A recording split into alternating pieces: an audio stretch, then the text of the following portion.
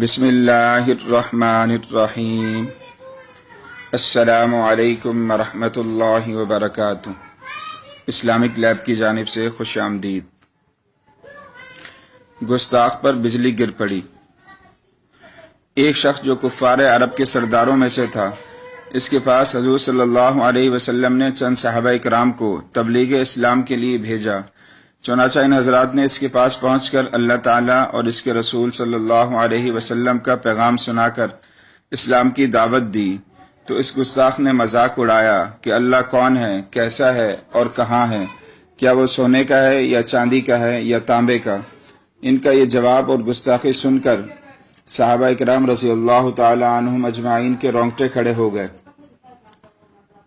اور ان حضرات نے بارگاہ نبوت صلی اللہ علیہ وسلم میں واپس حاضر ہو کر سارا ماجرا سنایا اور عرض کیا، یا رسول اللہ، اس شخص سے بڑھ کر کافر اور باری تعالیٰ کی شان میں گستاخی کرنے والا تو ہم نے دیکھا ہی نہیں۔ حضور صلی اللہ علیہ وسلم نے ارشاد فرمایا کہ تم لوگ دوبارہ اس کے پاس جاؤ۔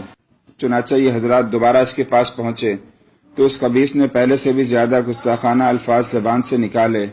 صحابہ کرام اس کی گستاخیوں اور بدزبانیوں سے رنجیدہ ہو کر دربار نبوت میں واپس پلٹ آئے، تو حضور صلی اللہ علیہ وسلم نے تیسری مرتبہ ان صحابہ کرام کو اس کے پاس بھیجا، جہاں یہ لوگ پہنچ کر اس کو دعوت اسلام دینے لگے، اور وہ گستاخ ان حضرات سے جھگڑا کرتے ہوئے بدزبانی اور گالی گلوچ پر اتر آیا۔ صحابہ کرام رضی اللہ تعالی عنہم اجمعین ارشاد نبوی کے مطابق صبر کرتے رہے۔ اسی دوران میں لوگوں نے دیکھا کہ ناگہانی ایک بدلی آئی۔ اس بدلی میں اچانک گرج اور چمک پیدا ہوئی، پھر ایک دم نہایت ہی مہیب گرج کے ساتھ اس کافر پر بجلی گری، جس سے اس کی کھوپڑی اڑ گئی۔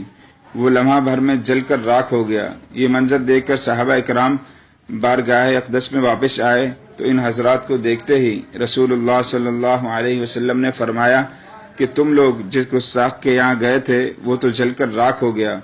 صحابہ کرام نے انتہائی حیرت و تعجب سے عرض کیا، یا رسول اللہ صلی اللہ علیہ وسلم، آپ کو کیسے اور کس طرح اس کی خبر ہو گئی؟ آپ صلی اللہ علیہ وسلم نے فرمایا کہ ابھی ابھی مجھ پر یہ آیت نازل ہوئی ہے۔ سبحان اللہ۔